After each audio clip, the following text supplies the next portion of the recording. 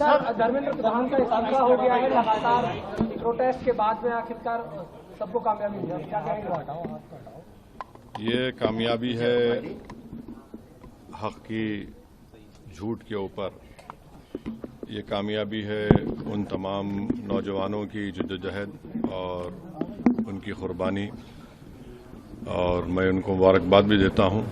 और आज का जो तब्दीली पैदा हुई है वो इस बात की तरफ इशारा देता है कि मोदी सरकार अगर ये समझ रही है कि वो जो चाहे कर सकती है, चाहे बुलडोजर से घर तोड़ सकती है या फिर किसी को दबा सकती है, तो इस आंदोलन ने इस बात का उनको खुला पैगाम दे दिया है कि अब तानाशाही नहीं चलेगी। लोकशाही अगर चलाना है तो संविधान के दायरे में जिसको बाबा साहब अम्बेडकर ने बनाया उसके तहत चलाना पड़ेगा। और हम उम्मीद करते हैं कि मुस्तकबिल में, फ्यूचर में कोई पेपर लीक कहीं पर भी किसी प्रदेश में या फिर किसी हमारे देश के नेशनल जो एग्जाम्स होते हैं उसमें नहीं होगा। अभिजीत लिपके कह रहे हैं कि अभी ये लड़ाई बाकी है, अभी तो ये सिर्फ शुरुआत है। क्या कहा आपने? अभिजीत लिपके कह रहे हैं कि अभी तो ये लड़ाई और भी बाकी है, अभी ये शुरुआत हुई है। प्रोटेस्ट भी सर पहला विकेट गिरा है, प्रोटेस्ट खत्म। हाँ, तो लड़ाई लड़ने का इख्तियार भारत के संविधान ने सबको दिया है, और अभी मोदी सरकार के अभी 2 ही साल तो मुकम्मल हुए हैं, तो जाहिर है सबको मिलकर जद्दोजहद करना पड़ेगा। अखिलेश यादव कह रहे हैं कि इनकलाब की जीत हुई है। अब वो उनके बारे में मुझे सर, अजय राय हैं कांग्रेस अध्यक्ष, वो कह रहे हैं कि अब धर्मेंद्र प्रधान की गिरफ्तारी भी होनी चाहिए और फिर उसके बाद में जांच होनी चाहिए। कोई दूसरी पार्टी का क्या बोलेगा, हमसे क्यों पूछ रहे हैं आप? वो जवाब देंगे अपना। सर, लीडर ऑफ अपोजिशन के पे तो वो बताएंगे। सर, वो बोल रहे हैं कि लड़ाई जो है इस पूरे मामले में जो कार्रवाई है, जिन्होंने लाठीचार्ज किया है पुलिस वालों पे, उनके खिलाफ कार्रवाई होनी चाहिए और एक्शन सख्त होना चाहिए। आपका क्या स्टैंड है? 4 लोगों को पेलेट गन से गोली मारी गई और एक की तो आंख जाय होने वाली है।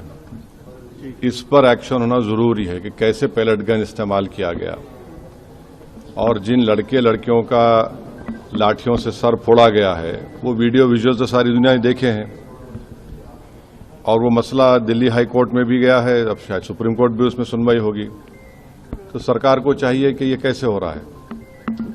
तो यकीनन ये पेलेट गन आप देखिए कि जब जम्मू कश्मीर में इसको इस्तेमाल किया गया था, करीब मेरे ख्याल से अगर मैं गलत ना कहूं तो 1000 के ऊपर लोगों को पेलेट गन से मारा गया था। उसमें से 50-60 लोग बिल्कुल देख नहीं सकते हैं। तो पेलेट गन का इस्तेमाल जिन 4 युवाओं पर हुआ है उसकी तो तहकीकात होनी चाहिए।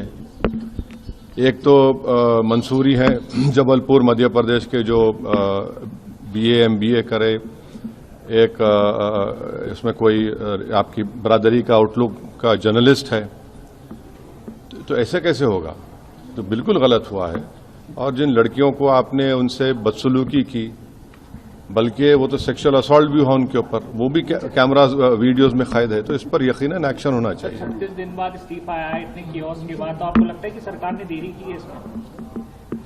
अब सरकार झुकने के लिए देरी कर दी ना, 36 दिन लगे उनको झुकने के लिए। शिक्षा व्यवस्था में कुछ सुधार अब होना है सर, इसमें किस तरह की? उत्तर प्रदेश में कितने पेपर का लीक हुआ बताइए? कितने पेपर्स का लीक हुआ है? तो हम उम्मीद करते हैं कि ये देखिए, सरकार कह रही है कि 2024 में कानून बनाया पेपर लीक के खिलाफ, उसमें 10 साल और 1 करोड़ का फाइन लगाया। अब आप कह रहे हैं कि 10 करोड़ का फाइन होगा। भाई, पेपर लीक हो क्यों रहा है वो तो देखिए। आप कानून बनाएंगे, ये बनाएंगे। अच्छा, फास्ट ट्रैक कोर्ट तो एक मजाक बन चुका है। 2009 में फास्ट ट्रैक कोर्ट बनाया गया और 2019 से बनाया गया। 2019 से 2026 तक आपको मालूम कितना खर्चा हुआ उसके पर? पार्लियामेंट में जवाब दिया 1100 करोड़ रुपये।